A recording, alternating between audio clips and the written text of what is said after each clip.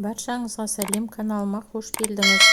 Видео ұнаса лайк басып тіркелуді ұмытпаңыз. Намаз діннің тірегі, құлшылықтың ең абзалы. Ислам негізі 5 парызының бірі.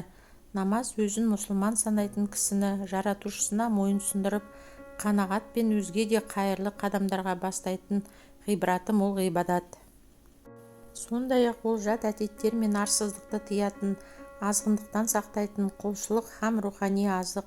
Қысқасы, намаз жұмақтың кілті. Сондықтан намазды дұрыс орындау мұсылмандар үшін ең маңызды міндет. Ардақты пайғамбарымыз намазға былайша анықтама берген: «Уә үмбетім һәм сахабаларым, бүкіл шарттарына сай толық орындалған намаз Алла тағала жақсы көретін істердің ең мәртебелісі, пайғамбарлардың сүннеті, періштелердің ең сүйкімдісі».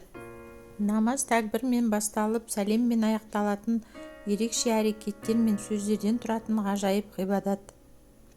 Намаз мұсылмандардың Аллаға бағыштап күніне 5 рет дұға оқып өтейтін құлшылығы. Намаз Аллах пен құл арасындағы байланыс негізі. 5 уақыт намазды орнымен оқып, үлкен күнә жасамаған адамның кіші күнәлары кешірілетін жайлы аяттар мен хадистер бар. Құранда былай дейді: «Ей Мұхаммед, саған уахи етілген кітапты оқып, намазды орында. Күдіксіз намаз арсыздық пен жамандықтан тыяды». Әр намазда адамға парыз, сүннет, ғибадат түрінің бәрі бар. Бір мұсылман намазға тұрғанда Аллаху акбар деп бастайды. Яғни: «Я ұлы жаратушым, мына әлемді сен жараттың, мені де сен жараттың, мен сенің құлыңмын, сен ұлысың». Содан кейін Аллахты пәктеп, мадақтаған дұға оқылады.